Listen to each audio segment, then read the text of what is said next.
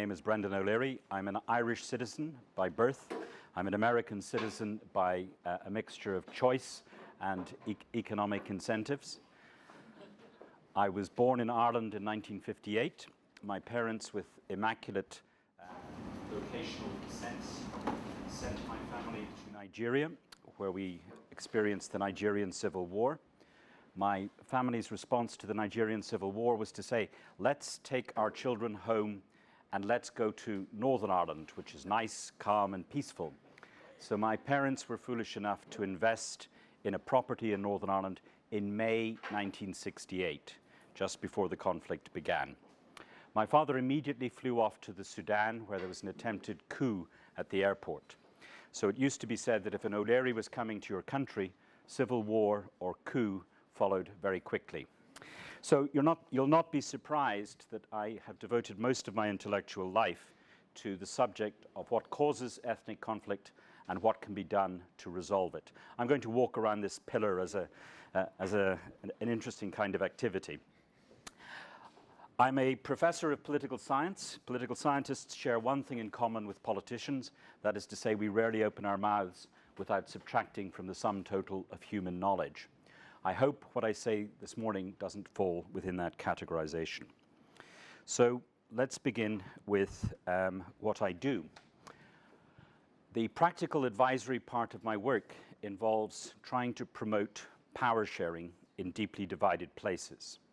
These are some pictures which you probably can't see very clearly. The main purpose of them is to show that one of the consequences of trying to promote power sharing is that you have to do a lot of food sharing. And sharing food is a guaranteed way of expanding your body. If you want to stay slim, pretty, handsome, I recommend being a participant in conflict. If you want to bring conflict to an end, the consequences are transparent on my own body. Power sharing and food sharing go together. If you're willing to eat with somebody, you're quite likely to be capable of coming to a peace treaty with them.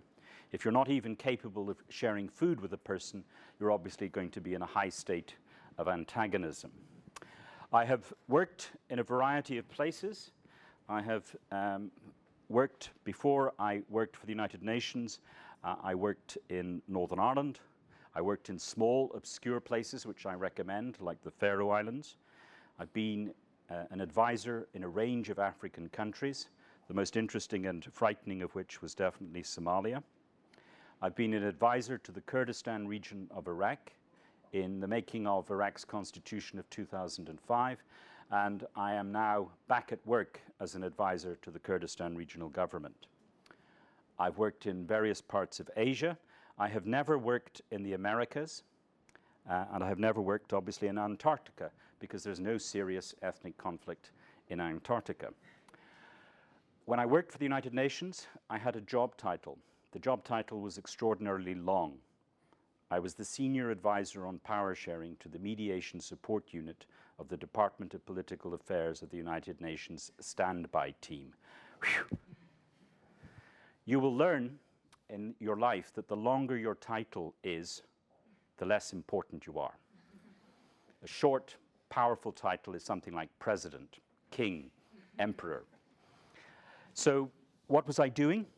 Along with a range of other people, our task was to facilitate either peace agreements, negotiations, or governments that were interested in interacting with their rebel movements and considering their constitutional and political options. Most people are under the impression that when academics go abroad, they promote their own country's systems. So when Americans go abroad, they promote the American Constitution. When the French go abroad, they promote French republicanism. In my experience, that's not true. Most experts go abroad to promote the kind of system that they would like to have in their home country, but don't currently have. So usually, most international experts seek to play the role of experimentation on other people's cultures, usually with disastrous results. So although I'm going to clearly advocate the merits of power sharing for deeply ethnically divided places, I do want to emphasize that I don't think that there's any one best way, one idealized model that should be universally applied. There are those who think this. They usually have backgrounds in international law, they're usually cosmopolitans, they usually have passports in their pocket, and they think that the fundamental intellectual and policy problems of the world were sorted out in San Francisco in 1945. What we need is an international order based on the United Nations. We need a common platform of international human rights.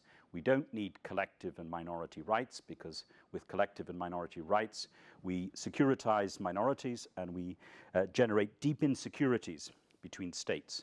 And after all, wasn't Hitler an advocate of the minority rights of Germans? There are people, in other words, who think that there is a universal way of managing these kinds of questions, the subject of your summer school. It will be my purpose today to try and persuade you that that's not the case. If we think about the world since 1815, the Congress of Vienna in Europe, we can examine the nature of wars since that time. And when we do so, it's clear that in the century between 1815 and the Versailles Peace Treaty, 1 in 5 wars could be directly coded as national or ethnic in character. In the interval between the Treaty of Versailles and 2001, we can estimate that half of the wars in the world were attributable to national or ethnic causes. In the interval since the collapse of the Soviet Union in 1991, 3 out of 4 wars have been ethno-national. So ethnic and national questions, often associated with religious and racial and linguistic dimensions as well, have been increasingly salient. If you can see this graphic, you obviously have exceptionally good eyesight. At the very top, you will see a histogram which shows the death tolls from civil wars and internal conflicts throughout the world since 1945.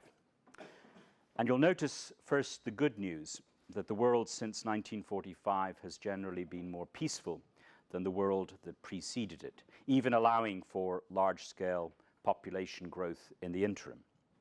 And you'll see that at the end of the Cold War, around the 1990s, there's actually a decline in the total volume of death from civil wars and internal conflicts, though there is an uptick in the period just before the time of ourselves. This trajectory can lead to significant optimism.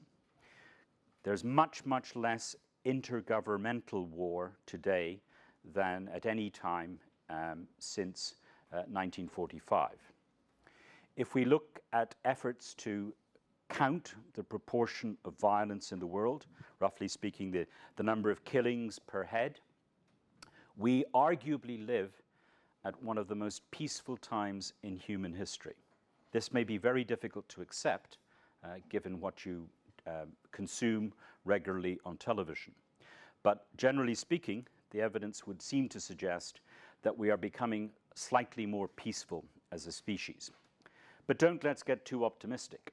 It seems highly unlikely that we're anytime soon going to abolish war, some of the ambitions of certain groups notwithstanding. So what I want to talk about is what triggers these kinds of wars and what can be done about them. One of the features of political scientists and lawyers is that between us we think that institutions make a difference, that they can either provoke conflict and antagonism or they can resolve them. If we look at, roughly speaking, 100 serious conflicts in the world, armed conflicts, since 1991, there are roughly 93 of these between 1991 and 2010. Approximately 1/4 of them ended with a peace agreement. Nearly 10% ended with an imperfect peace agreement. Some 40% are completely unresolved. And a mere 7.5% ended in military victory. This is telling, I think, because it suggests that those who believe in security-based solutions, those who believe in repression, those who believe in giving the military a free hand in detention without trial, large-scale imprisonment of potential insurgents, they don't have the empirical evidence on their side. Most conflicts are not brought to an end by military means, unilateral victory. But that doesn't mean to say you can't get a certain kind of military solution generated by exhaustion. And it's very clear that there are different patterns when conflicts end. Some conflicts are resolved through successful institutional design and redesign, others are not. And it's part and parcel of the agenda of this school to look at these kinds of questions. So this is the key thing I want to talk to you about today. This is a simple taxonomy of the ways in which governments can respond to ethnic, national, linguistic, and religious difference. On the one hand, on the left-hand side of the board, they can choose to eliminate difference. The most extreme form of this is genocide, the deliberate intention to destroy an ethnic, linguistic, or racial group as such. That's the lawyer's definition, as such. That has precise legal implications. It suggests that genocide only occurs if you are intending to kill the members of the group because of their ethnic, linguistic, racial, or religious characteristics. If you kill them because they're your political opponents, it's not genocide. If you kill them because they are in arms against you, it's not genocide. So in the contemporary world, nearly all counterinsurgencies involve the targeting of people on the basis of their religious, ethnic, linguistic, and national characteristics. But governments who engage in such counterinsurgencies always deny that they're committing genocide because they're targeting these groups because they're rebels. Do not fall for the idea that there has only been one genocide in human history, the Holocaust. The Holocaust is distinctive, but the Holocaust is, I would say, just one example of an effort to accomplish mass extermination of a group. Genocide does not require that the entire group be successfully targeted for elimination. There's only one really well-known case of that, and that's the destruction of the indigenous peoples off the coast of Australia, not within the Australian mainland itself. Total comprehensive genocide is rare. Partial attempted genocide is recurrent and frequent throughout human history. It's occurred on all continents except Antarctica because we don't live in Antarctica. The second extreme way of dealing with difference is to expel people. The Americans killed the Native Americans, expelled them and coercively assimilated them, and then proclaimed the brotherhood of man. It's very common for settler societies to expel natives, to regard natives as barbarians, incapable of civilization, to push them off into reserves, into the least well-resourced land, and establish their political sovereignty through these means. But expulsion is not simply something that occurs between advanced, economically advanced peoples confronting economically less well-developed peoples. It's something that can occur between equally advanced groups. The Balkan Wars of recent times were characterized by large-scale ethnic expulsion.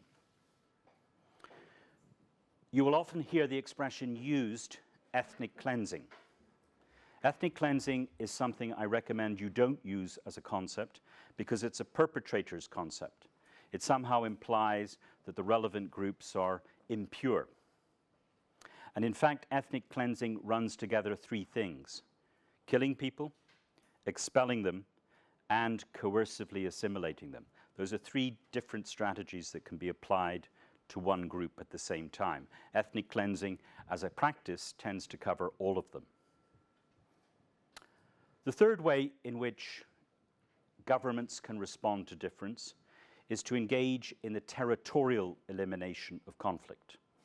that is to say, to partition areas, in the hope that after doing so, some places will be more homogeneous than they were previously, on the supposition that greater homogeneity leads to less conflict. In the 20th century, the British Empire was an intermittently enthusiastic partitionist. It partitioned India. Arguably, it was a key agent in the partition of Palestine, and it partitioned Ireland. These are hardly spectacular examples of successful partitions. In each case, it proved impossible to achieve greater homogeneity. In each case, partition generated more conflict subsequently than the conflict it was supposed to address. So territorially eliminationist solutions generally are unproductive. I'm referring, of course, here to the use of partition to create new sovereign entities. Perhaps the most common French style, as opposed to British style, of dealing with difference is to promote assimilation. Assimilation is frequently misused as a concept. It derives quite clearly from the idea of making people like one another, in the sense of being similar to one another. But the idea is also, by making them similar to one another, they're more likely to like one another. And there are two types of assimilation. One is fusion. Group A joins with Group B to create a new group, C, in which components of the genetic characteristics and cultures of both groups are present in the new group. Fusion. Cuisine, we talk about fusing cuisines. But the characteristic form of assimilation that is promoted by French-style governments is acculturation, in which the weaker, subordinate group conforms to the culture of the dominant group.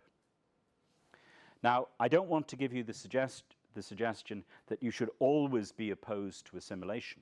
It does sound grim being fused. It does sound grim being acculturated. It does sound grim losing your cultural characteristics. But in principle, on some occasions, assimilation can be beneficial for the relevant persons and groups, provided, of course, that it's voluntary, provided that there isn't coercion. It is coercive assimilation which is morally and politically problematic, not voluntary assimilation. I had a question. Yes? Okay. What is the difference between copying intimation, like one specific cultural people copy the other cultural people because they want to increase their status in a society? Does it mean assimilation, or? It does mean assimilation with respect to whatever dimension they are copying or imitating. What is important for a successful process of assimilation is that both the group that wants to assimilate and the group into which it is aspiring to assimilate have to agree on the process. Sometimes a group which is regarded as inferior is not permitted to assimilate into the other group, even though they've acquired the relevant linguistic skills, they've acquired the relevant social characteristics. The other group refuses admission. It practices a politics of exclusion. Indeed. So assimilation can, in principle, be a reasonable public policy practice. French governments famously say, and I won't imitate a French accent, we have no minorities. And by that they mean you are either a citizen of Republican France or you are a foreigner. Everyone among us is equal. You all have the equal pleasure of becoming French fully. And if you choose not to, you're a foreigner. The French do not like minority rights. They think differentiated citizenship is wrong. And when I say the French, I'm talking about the French of some time ago. The French today are a little different to the French of the Third Republic. Most governments of the world are characteristically and unconsciously assimilationist. They tend to promote one public language. They tend to promote one set of public norms in their media and public law. Assimilationist pressures are strong and powerful. They lie behind the norm of the nation state. They can, of course, generate conflict. If you don't want to be assimilated, you're likely to resist. But at least assimilation does involve the survival of the relevant people, if not the survival of the group.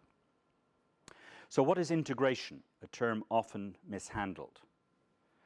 Integration is also an attempt by governments to engage in political homogenization. Everybody is to be an equal citizen. However, in contrast with assimilation, under political integration, people preserve their private cultural differences.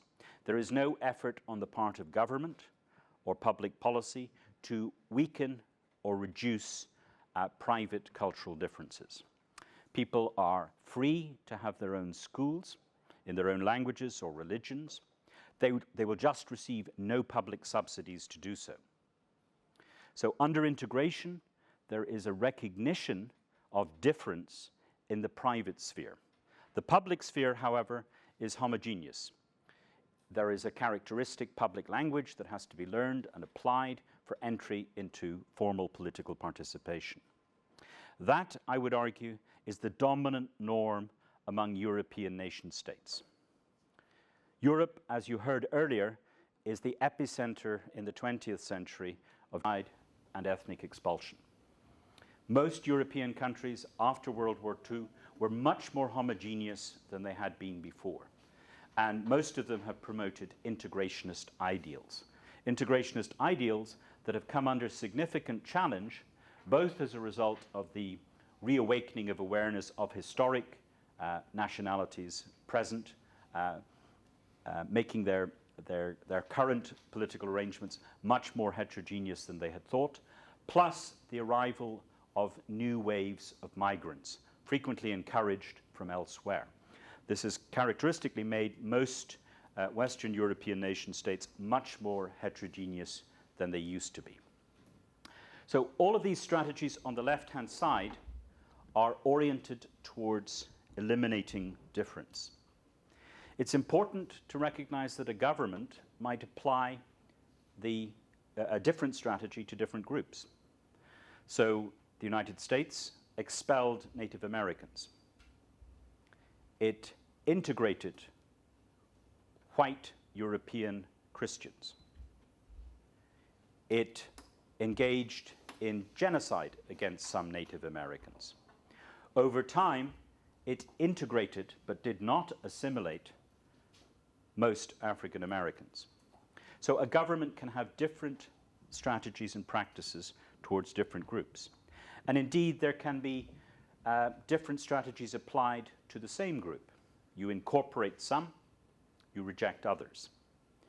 So this is a useful way, simply thinking of how governments in general can approach these questions of difference. Now let me move to the question of managing difference. The most common mode of managing difference in human history has been hierarchical, systems of control. One group is organized, or one coalition of groups is organized. Others are disorganized. So we can all see this in the practice of colonialism, in which an imperial power sets an imperial administration and settlers in charge of natives. There are differentiated rights of citizenship. Sometimes the natives have no citizenship rights at all. There's a pattern of coercion and exploitation. But it's not just under colonialism that one can have systems of control. In normal democratic environments, where the majority culture is capable of organizing itself, it can dominate a minority across a whole range of dimensions of power, even while respecting democratic norms. The tyranny of the majority is not merely a phrase.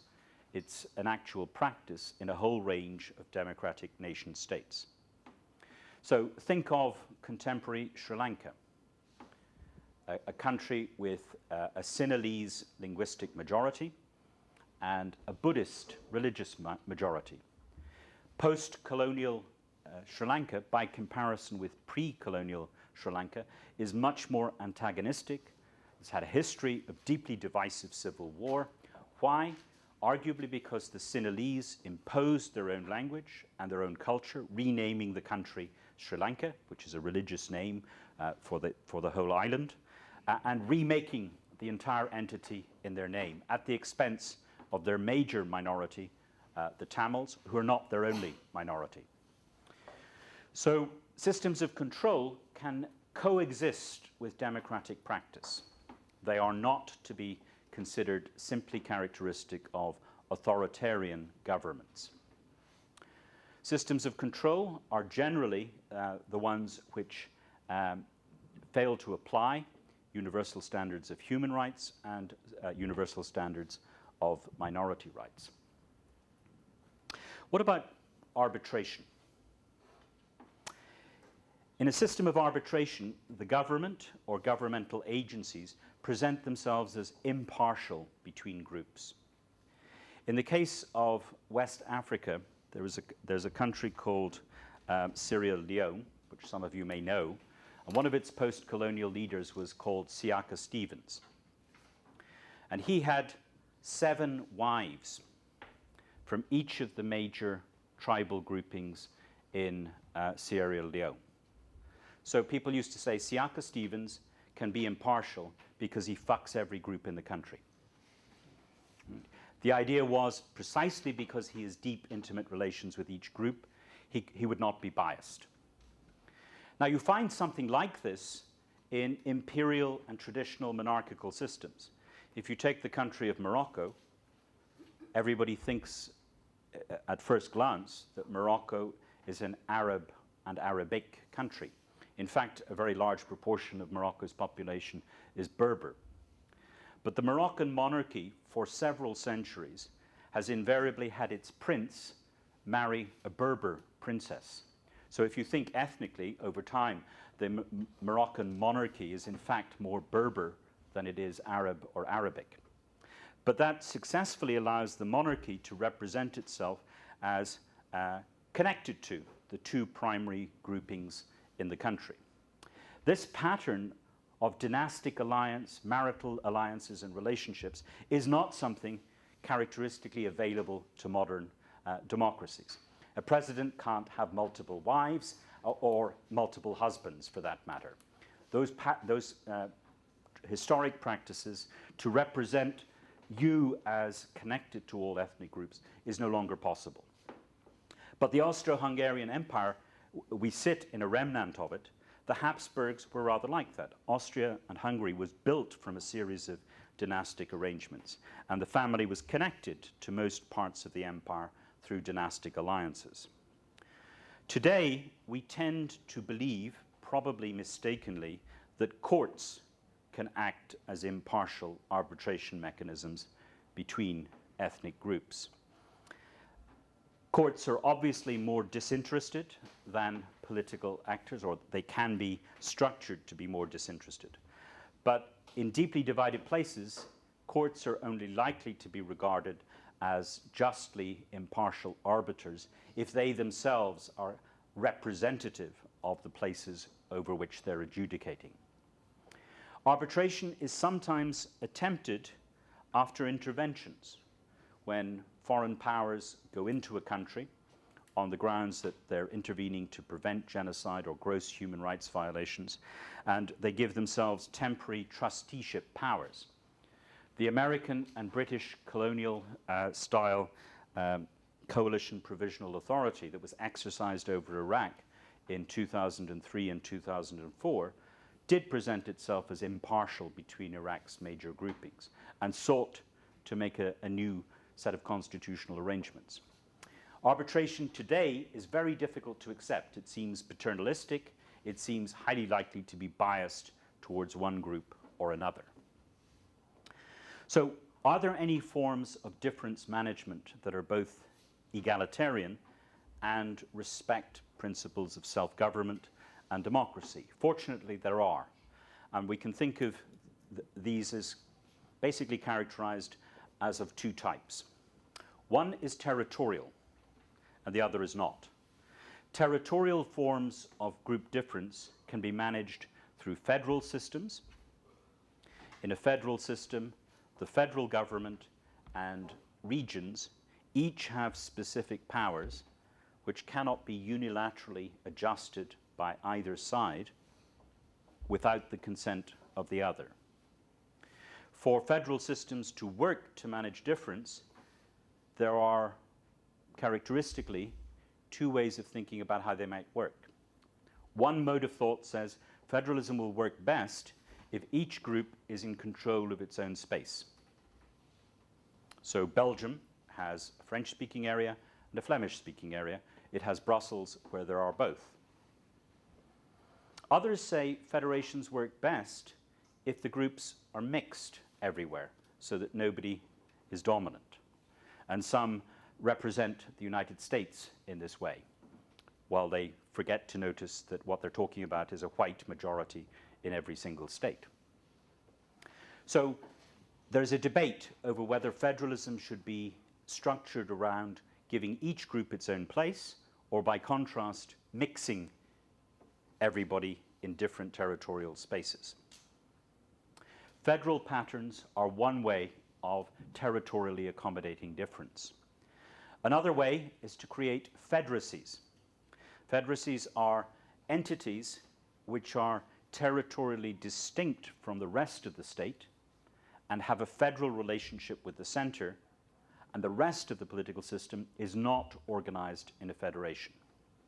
So in Finland, not too far from here, with a language almost as difficult as the one spoken here, there is a Swedish-speaking minority, and they dominate a set of islands, 3,000 islands, most of them uninhabited, called the Åland Islands. The Åland Islands is Swedish-speaking. In the Åland Islands, you cannot come from Finland to reside on the island, to vote on the island, to own property on the island, unless the Åland Islanders say you can, even though you're a Finnish citizen, even though that violates European Union law. So there's entrenched autonomy in the Åland Islands, respected in a protocol of the European Union. That means that this space outside Finland, but inside Finland, is territorially distinctive to the rest of the country. And in principle, no change to that relationship can take place without the consent of the parliament in Helsinki and the government of the Åland Islands. That form of autonomy, special autonomy or federacy, is one way of going about resolving deep difference, if the territorial environment makes it possible. You don't have to have federation to have territorial management of differences. The United Kingdom of Great Britain and Northern Ireland, where I lived for a lot of my life, consists of two unions. The Union of Great Britain, which is the Union of England and Scotland. Remember, Wales isn't there, it disappeared through conquest. It isn't part of the name. And there's a Union of Great Britain with Ireland, now reduced to Northern Ireland. A union state respects historic boundaries of nationalities. It doesn't necessarily have a formal federal political system. India is the largest union state in the world. It respects some of the historic boundaries of Mughal India, as well as modifying those to take into account linguistic distributions of groups. India is not, if you look at its constitution, formally federal because of the powers given to its union government, including the right to destroy existing states. But its union practices amount to federation in practice. Spain is also a union state. So there are territorially pluralist ways of managing difference, some of which are remarkable success stories, some of which have also been failures. The Soviet Union, Yugoslavia, and Ethiopia were all communist-era federations that broke up. And they broke up at the moment of their respective democratizations. So there's no automatic relationship between the use of federal devices and successful democratic consolidation. There are ways of managing difference that don't rely on territory. The two best known in political science are referred to as centripetal and consociational forms of management. These are allegedly difficult words to say. So just to wake you out of your slumber, say the word consociational. Excellent. No problems. If you have a problem saying it, just use the noun, consociation. Federation is easy, so is consociation. People trip up over the alism, and you don't need the alism. So what's the nature of these two systems? In a consociational arrangement, you have characteristically 4 features of government. Cross-community executive power sharing. Each major community is represented in some way in the core governing institutions. Secondly, the principle of proportionality. Each group is represented in proportion to its numbers. Thirdly, autonomy. Each group gets some form of cultural self-government, typically its own schools, in its own language or in its own religion. And lastly, in a full consociational arrangement, each group has veto rights over constitutional change. Parity, proportionality, autonomy, veto rights.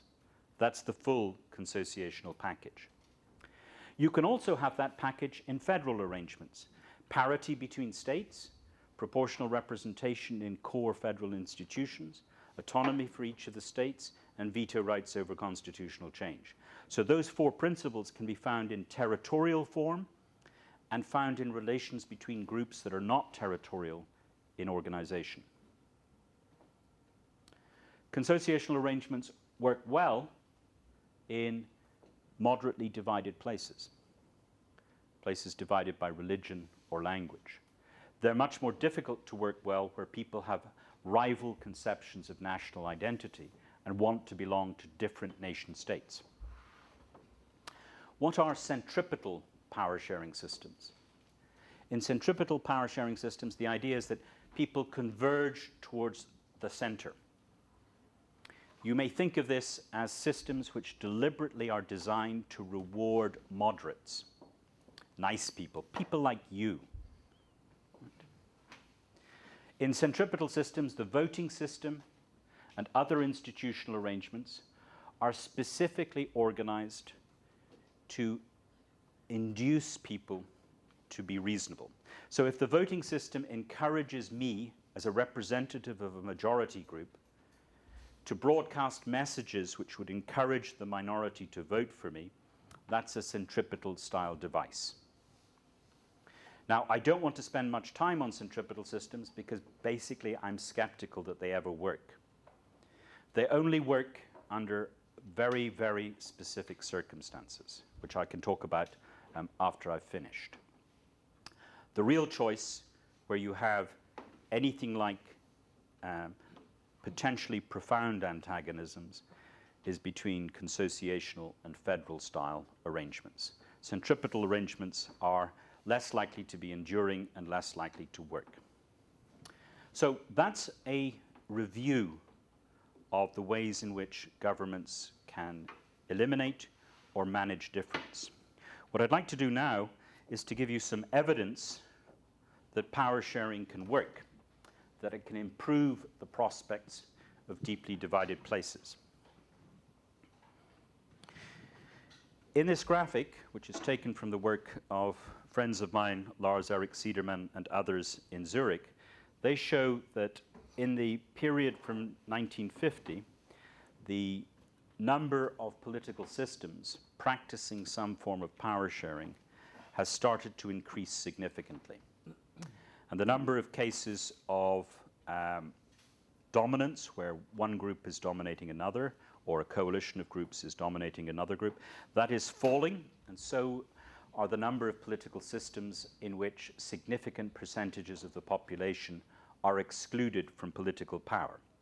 It's not a dramatic transformation, but it's nevertheless evidence that power sharing is beginning to expand in our contemporary world. How should we understand power sharing in this kind of literature? Positively, power sharing involves consensual decision-making, accommodation, unanimity, and so on.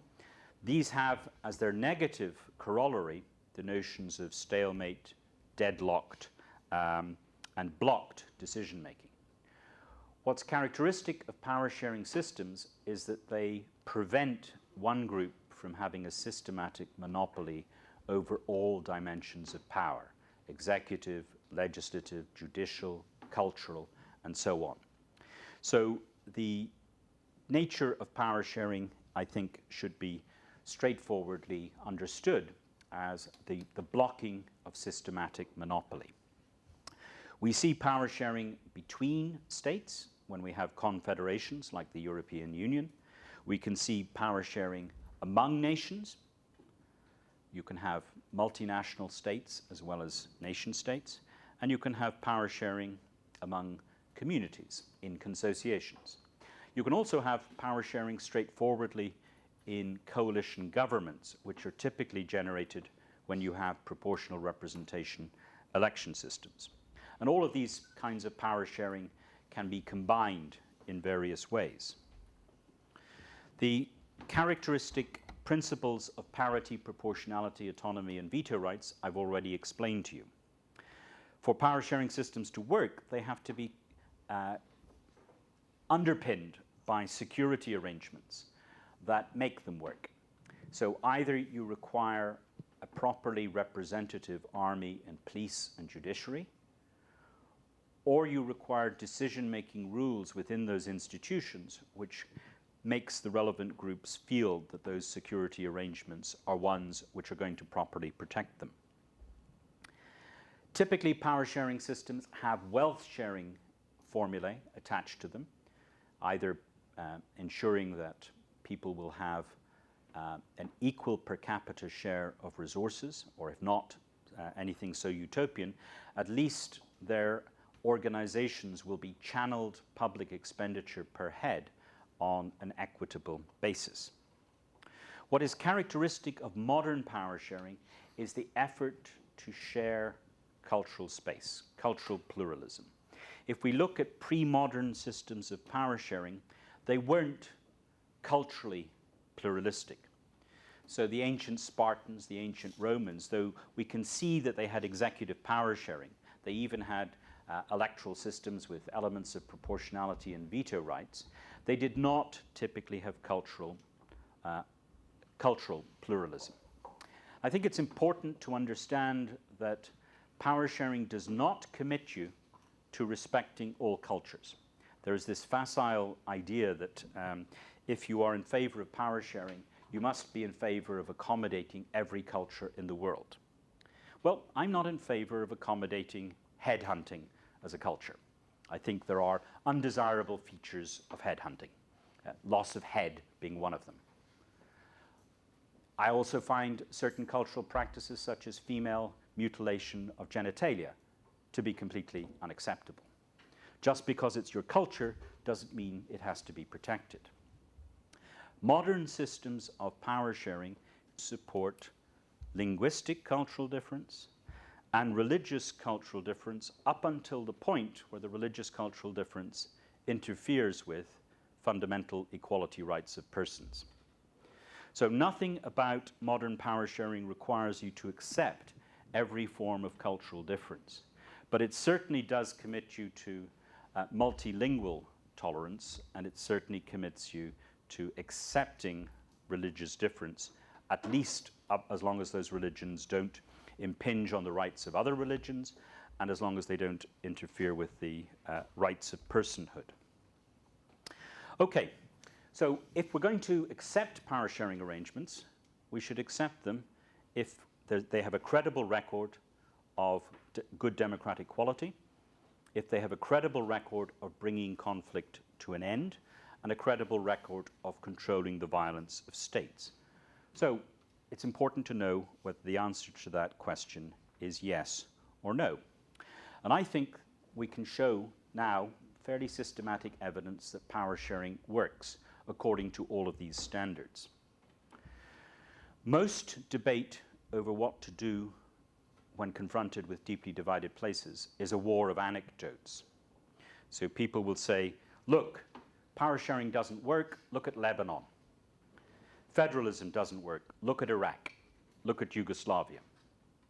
They'll say, look, integration doesn't work, look at the treatment and responses of Muslims in contemporary France. What we need, in principle, is systematic evidence across cases before we can decide whether or not our judgments are reasonable. Now, in the last 2 decades, there's been a lot of work among political scientists looking at the whole world to test the validity of claims about power sharing. So the first set of investigations, principally associated with the work of a Dutchman called Arend Leiphardt, shows, I think, quite convincingly that if you look among the long-term democracies, that is to say, democracies that have been democratic continuously for at least 30 years, then among those democracies, those which have power-sharing characteristics, parity, proportionality, autonomy, and supermajoritarian decision-making rules, these kinds of democracies outperform standard winner-takes-all majoritarian democracies across a whole range of performance criteria: levels of employment, price stability, hard economic criteria, economic growth. But they also outperform them on soft criteria, so-called soft criteria: women's rights, welfare rights. So if you want to have a democracy, the evidence would appear to suggest that a power-sharing democracy or a consensual democracy will be better for you, on average, even if you're a member of a majority, than a winner-takes-all arrangement. Pippa Norris, an English political scientist working at Harvard, has looked at the entire planet's political systems, plural. She argues if you look across the whole world since the mid-1970s, then the more a political system is parliamentary, the more it has federal-style decentralization arrangements, the more it has pluralistic media arrangements, the more it has proportional representation in elections, even if it's sham, even if the government in question is not a real democracy. The more it has these characteristics, the better its performance will be. This is across all political systems. So, crudely speaking, if you live under an old-fashioned monarchy or a dictatorship in which, nevertheless, efforts are made to accomplish power sharing across groups, that political system will outperform a homogeneous dictatorship. Now, I don't say this as a way of advocating non-democratic systems, not at all. But it is interesting that Norris's results appear to hold across non-democratic systems. You should not use this as an argument for promoting dictatorships, because, of course, her argument is not based on whether or not power sharing produces greater peace. That question has, however, been separately answered. In a study of the ending of civil wars from 1945 up until 2005, 2 very good scholars of international relations have looked at the content of peace agreements. And what they say is that where those peace agreements have very clear provisions for sharing executive power among former combatants and the parties that represent them, and where the security arrangements match the power sharing arrangements, then you are much less likely to have a return to conflict. They're not saying there will never be conflict, but the probability of you going back to war, if you end the war with a power sharing agreement, is much higher. So now I really do sound like a salesman. Power sharing gives you a better democracy. Power sharing gives you a better kind of regime, even if you're not democratic. And power sharing makes a return to war less likely if you had a war. That's pretty good. It's not utopia, but it's pretty good. Anyone who tells you that power sharing never works is wrong. It is, of course, true that power sharing systems can fail to work, but the evidence in their favor is significant. There's a whole series of other results I could report that in general confirm this story. So the informed debate about power sharing should be which type is appropriate for what kind of place, which one is going to work best. And I think that the informed debate will also focus on two particular locations. There is a debate over whether Africa is exceptional, and by Africa here people mean sub-Saharan Africa. In Africa, the post-colonial history is generally politically disastrous. It's not true everywhere, but it's true in many countries.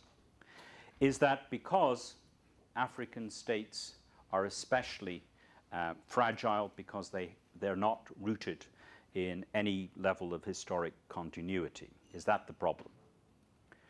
Is it that African states have generally followed either British or French models of winner takes all and not adapted their political systems to their underlying ethnic diversity? That debate is going to continue. But there is an undesirable form of power sharing that is being promoted by some people in large parts of Africa. I call this pseudo power sharing. So imagine the president loses an election. The president says, "Oh, I didn't lose. In fact, my opponent lost."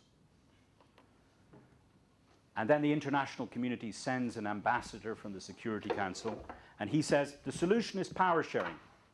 The president should share power with the prime minister. The prime minister should be from a different party and a different ethnic group. That's exactly what's happened in Kenya. That's exactly what's happened in Zimbabwe. I think it is to give power sharing a bad name if international organizations go into countries and say, we should have power sharing because the president lost an election. That's not a desirable form of power sharing. But it's on the increase, this temptation on the part of losers to advocate international intervention to promote that kind of power sharing. The other place where there is discussion of exceptionalism is the Middle East. The Middle East is not an epicenter of democracy, love of human rights, or minority rights. Now, is this because the Middle East is Muslim? I don't think so. We know that under Ottoman times, all sorts of cultural coexistence occurred. Certainly no worse than that characteristic of Christian and Orthodox Europe at the same time. So I don't think we should invoke cultural explanations. It is clear, however, that in large parts of the Middle East, there have been both pan-Arabist and pan-Islamist homogenizing doctrines that are intolerant of minorities. But you only have to list a whole series of places in the Middle East to ask yourself the question, could any of these places work without power sharing? Iraq may well collapse, but if it doesn't, it's only going to be viable either as a dictatorship or as some form of systematic power sharing. Israel and Palestine will only be resolved either through the two states sharing power over common functions and coming into being as two equal states, or if there's a common state in which there are power sharing arrangements. One cannot imagine a successful form of stable coexistence without some structured form of power sharing. So I would claim that the evidence suggests that power sharing is something which enhances the performance of democracies. It's a way of improving your regime, whatever the nature of that regime might be. It's a better way of avoiding conflict, and it offers a credible prospect of managing violently antagonistic difference. I've nearly finished, and I think what I'd like to do before taking questions is to ask what brings power sharing systems to collapse. What's the likely cause of their breakdown? And it's a key question for contemporary Iraq, which is unfolding before our eyes. I would argue that there are several sources of the breakdown of power-sharing arrangements. I would focus, however, unlike most people, on what is done at the center, not what is done by potential secessionists. So if we think about the breakdown of Czechoslovakia, which was a peaceful breakdown, the Czechs wanted to liberalize their economy, and the Slovaks were afraid of the pace of change being demanded by the Czechs. The Czechs said, we're a majority, 2-1. The Slovaks said, we're a power-sharing system. You can't simply respond to our predicament like that. The Czechs' wish to monopolize key economic decision-making, in my view, triggered the mutual breakup of Czechoslovakia into two entities. Sometimes power sharing will break down because the center decides it doesn't want to have the bother of difficult accommodation of troublesome minority communities. So Malaysia, the original Malay Republic, in effect expelled Singapore in the 1960s because dealing with a much larger Chinese minority was much more difficult for the Malay political elite than accepting a rump Malaya without Singapore. In the case of Sudan recently, you have to ask yourself the question, why did the North Sudanese allow the South Sudanese to go? In my view, they allowed the South Sudanese to go because they wanted to preserve the fruits, such as they were, of their Islamist revolution of 1989. And they preferred a smaller, more homogeneous northern Sudan to the painful accommodations that would be required with the South. So a downsizing center is important. But most crucial, in my view, in the breakdown of many power-sharing systems is the effort of the relevant center to re-centralize. So if you think about the breakdown of the Soviet Union, it didn't actually occur because lots of brave people in all of the constituent republics rebelled and demonstrated, though there was a lot of that. It broke down because there was a coup in the Soviet Union, and that coup aimed to re-centralize the Soviet system, to go back to the pre-perestroika and pre-glasnost reforms. And that moment of re-centralization was resisted. And the response to that was to say, we can't stay, we'll have to go, we'll break. And it was triggered fundamentally by the secession of the Russian Federation from the whole of the system, which allowed it to collapse. Yugoslavia collapsed not, I would say, because of the aspirations of the Slovenes, the Bosniaks, the Croats, and others, but because of the ambitions of some Serbs to re-centralize the Yugoslav Federation. That's what triggered the eventual breakdown. Contemporary Iraq is not caused by the desire of Sunni Arabs to secede or the desire of Kurds to secede, though they both may end up seceding. It's caused by the re-centralizing ambitions and strategies pursued by Prime Minister Maliki at the head of a dominant Shiite coalition, which has both excluded Sunni Arabs from power and broken its power-sharing commitments and constitutional obligations to Kurds. So a lot of what occurs in the world is not the result of troublemaking secessionist minorities. It's the problem of re-centralizing and overly majoritarian centers which provoke the departure of the relevant entities. So always look to what the center is doing when analyzing ethnic, national, and religious conflicts. I don't say everything lies there, but that should be your primary prism of analysis. Okay, you've been listening to me for a long time. I'm going to shut up, and you can interrogate me. But the rule of interrogation is that you have to respect my human rights. Okay, off you go.